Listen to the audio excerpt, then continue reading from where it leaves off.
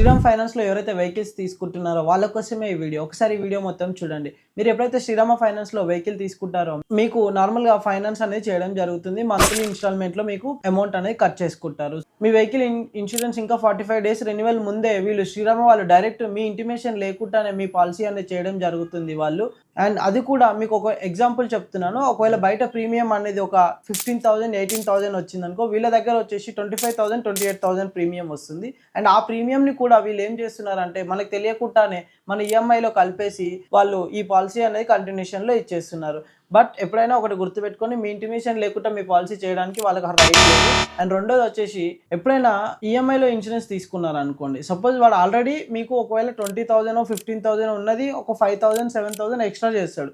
And దాన్ని EMI convert చేసినందుకు మళ్ళీ దానికి ఒక 4,000 3,000 ఇంట్రెస్ట్ అనేది పడుతుంది. ఎగ్జాంపుల్గా ఒక 20,000 ప్రీమియం ఉన్న వెహికల్ శ్రీరామ ఫైనాన్స్ వాడు డైరెక్ట్ చేశాడు అనుకోండి, మీకు అది అప్రాక్సిమేట్లీ ఒక 40,000 వరకు ప్రీమియం అవుతుంది. ఒకసారి చెక్ చేసుకోండి.